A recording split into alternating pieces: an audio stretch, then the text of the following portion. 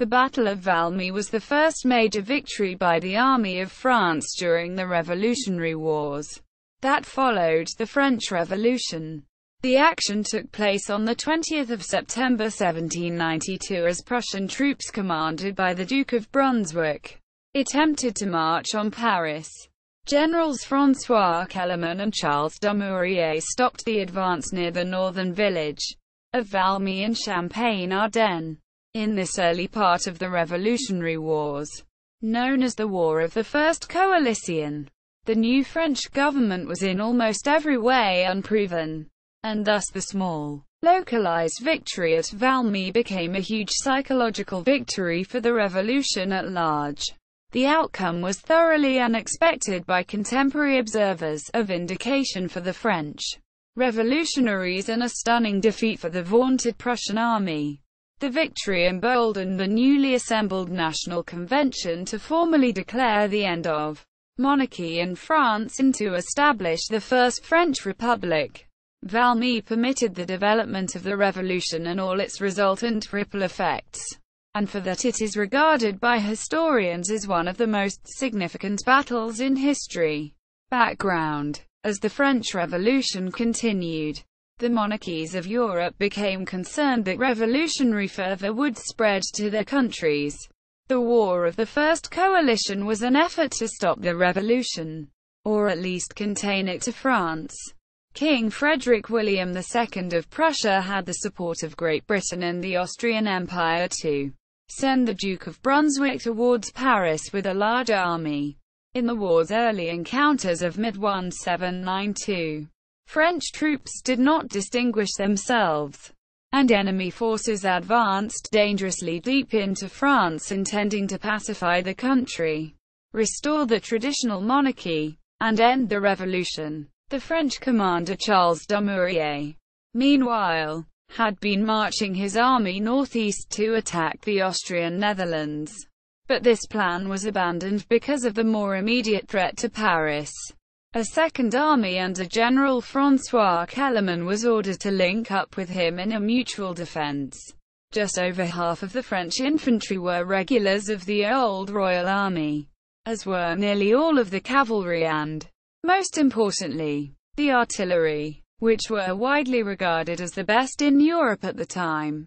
These veterans provided a professional corps to steady the enthusiastic volunteer battalions.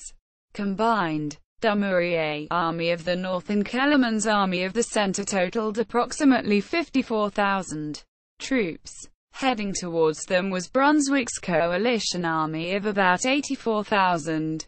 All veteran Prussian and Austrian troops augmented by large complements of Hessians and the French Royalist Army of Condé. Battle: the invading army handily captured Longwy on 23 August and Verdun on 2 September.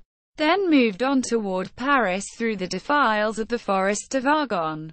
In response, Dumouriez halted his advance to the Netherlands and reversed course, approaching the enemy army from its rear. From Metz, Kellermann moved to his assistance, joining him at the village of Saint-Menehould on 19 September. The French forces were now east of the Prussians, behind the lines. Theoretically, the Prussians could have marched straight towards Paris unopposed, but this course was never seriously considered. The threat to the lines of supply and communication was too great to be ignored. The unfavorable situation was compounded by bad weather and an alarming increase in sickness among the troops. With few other options available, Brunswick turned back and prepared to do battle. The troops trudged laboriously through a heavy downpour, rain as of the days of Noah. In the words of Thomas Carlyle, Brunswick headed through the northern woods believing he could cut off Dumouriez. At the moment when the Prussian maneuver was nearly completed, Kellermann advanced his left wing and took up a position on the slopes between Saint-Menehould and Valmy. His command centered around an old windmill, and his veteran artillerists were well placed upon its accommodating rise to begin the so-called cannonade of Valmy. Brunswick moved toward them with about 34,000 of his troops.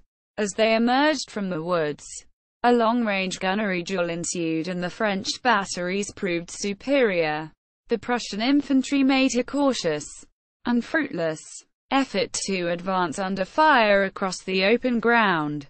As the Prussians wavered, a pivotal moment was reached when Kellermann raised his hat and made his famous cry of "Vive la Nation!" The cry was repeated again and again by all the French army, and had a crushing effect upon Prussian morale. The French troops sang La Marseillaise and Caire, and a cheer went up from the French line. To the surprise of nearly everyone, Brunswick broke off the action and retired from the field. The Prussians rounded the French positions at a great distance and commenced a rapid retreat eastward. The two engaged forces had been essentially equal in size. Kellermann with approximately 36,000 troops and 40 cannon, and Brunswick with 34,054 cannon. Yet by the time Brunswick retreated, casualties had risen no higher than 300 French and 200 Prussians. Prussian retreat. The precipitous end to the action provoked elation among the French. The question of exactly why the Prussians withdrew has never been definitively answered. Most historians ascribe the retreat to some combination of the following factors: the highly defensible French position together with the rapidly growing numbers of reinforcements and citizen volunteers with their discouraging and thoroughly unexpected elan, which persuaded the cautious Brunswick to spare himself a dangerous loss of manpower, particularly when the Russian invasion of Poland had already raised concerns for Prussia's defensibility in the east. Others have put forward more shadowy motives for the decision, including a secret plea by Louis XVI to avoid an action which might cost him his life, and even bribery of the Prussians, allegedly paid for with the Bourbon crown jewels. Brunswick had actually been offered command of the French armies prior to the outbreak of war, and émigré factions subsequently used this as a basis to allege treachery on his part. However, no proof of this charge exists, and the more likely explanation remains that, having initially adopted an aggressive strategy, he lacked the will to carry it through when confronted by an unexpectedly determined and disciplined opposition. In any case, the battle ended decisively. The French pursuit was not seriously pressed, and Brunswick's troops managed a safe if inglorious eastward retreat. Aftermath. This engagement was the turning point of the Prussians' campaign. Beset with food shortages and dysentery, the retreat continued well past the Rhine River. French troops soon struck forward into Germany, taking Mainz in October. Dumouriez once again moved against the Austrian Netherlands, and Kellermann ably secured the front. At Metz, Dumouriez would bear a harsh change of fortune. After one more influential success in November 1792 at Jemappes, he was by the following year a broken man. His army had suffered such catastrophic losses that he defected to the Royalist side for the rest of his life. Kellermann, however, continued in a long and distinguished military career. In 1808 he was ennobled by Napoleon and became Duke of Valmy. Legacy. In the varied historiography of the French Revolution, the Battle of Valmy is often portrayed as the first victory of a citizen army, inspired by liberty and nationalism. Many thousands of volunteers did indeed swell the ranks, but at least half of the French forces were professional soldiers, particularly among Kellermann's critical artillery units. The French artillery also held a tactical advantage in its modern Gribeauval gun system, which proved highly successful on the battlefield. But in popular conception, Valmy was a victory of citizen soldiers. The battle was emblemized by Kellermann's cry, augmented by the troops singing of La Marseillaise and the Caire while under fire. On the day of the battle, the Legislative Assembly had duly transferred its power to the National Convention. Over the next 2 days, flush with the news from Valmy, the new convention deputies abolished the monarchy and proclaimed the French Republic. The victory was a much-needed source of pride for the revolutionary French state, and provided enduring inspiration for the years that followed. It was considered by many contemporaries to be a miraculous event for France, and a decisive defeat for one of the most effective armies in Europe. Scholars continue to count it among the most significant clashes in military history. The Prussians themselves recognized the importance of the battle, not merely as a setback in the war but as a crucial advancement for the revolution as a whole. The German writer and poet Johann Wolfgang von Goethe, who was present at the battle with the Prussian army, later wrote that he was approached by some of his comrades in a state of dejection. He had previously cheered them up with memorable and clever quotes, but his only consolation this time was, "Here and today, a new epoch in the history of the world has begun, and you can boast you were present at its birth." Quote, sources: Blanning, T. C. W. 1996. The French Revolutionary Wars 1787–1802. London. Arnold. ISBN 0-340-64533-4. Carlyle, Thomas. 1800s. 1837. The French Revolution. A History. 3. London. George Routledge and Sons. Limited. OCLC 461,166,553. Chisholm, Hugh. 1910. Encyclopædia Britannica. Volume 11. Cambridge. Cambridge University Press. OCLC 490,852,439. Retrieved 29 January 2013.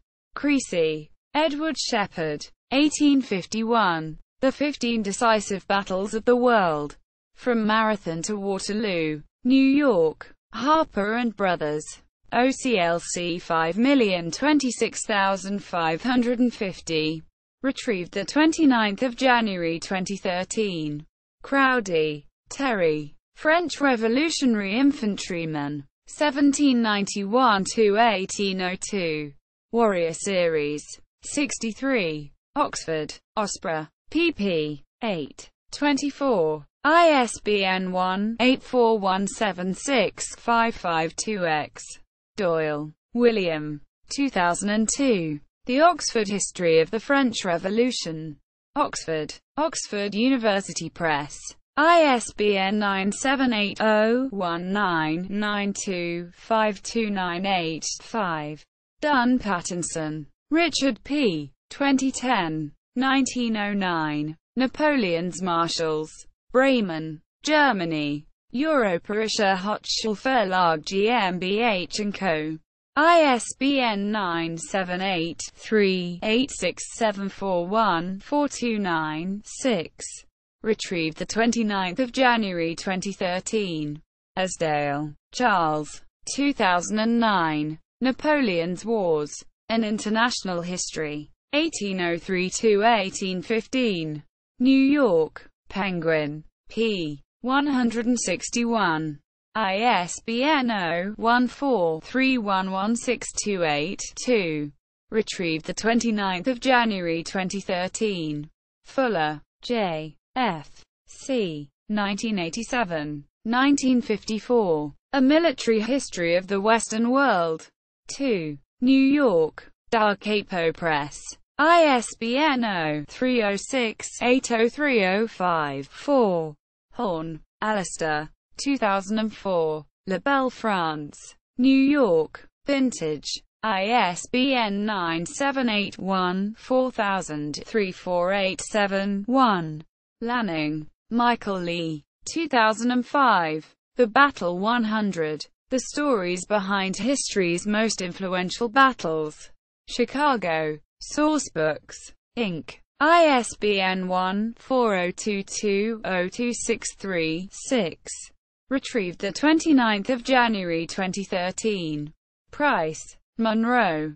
2002. The Fall of the French Monarchy. London. Pan Macmillan Limited. ISBN 0-330-48827-9. Sharma, Simon. 1989. Citizens. A Chronicle of the French Revolution. New York. Vintage Books. ISBN 0-679-72610-1. Soboul, Albert. 1975. The French Revolution, 1787–1799. New York. Vintage. ISBN 0-394-71220-X. Thiers, Adolphe. 1838. The History of the French Revolution. 2. London. Richard Bentley. OCLC 2949605. Retrieved 29 January 2013. Tucker. Spencer Tucker. 2010. Battles That Changed History. An Encyclopedia of World Conflict. Oxford. ABC Clio. ISBN 1-59884-429-6. Webster. Nestor Helen. 1919. The French Revolution. A Study in Democracy. New York. E. P. Dutton & Co. ISBN 0-7661-79966-6. Further reading. Arthur Chuquet. Les Guerres de la Révolution. 2. Valmy, N. The Revolutionary Wars. Volume 2. Valmy. 1887. French. Campagne du Duc de Brunswick contre les Français en 1792.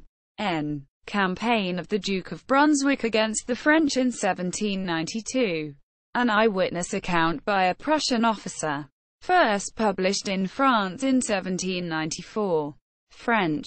HTML version of the Battle of Valmy from Edward Shepard Creasy's The 15 Decisive Battles of the World. Battle of Valmy podcast episode at warsofcoalition.com.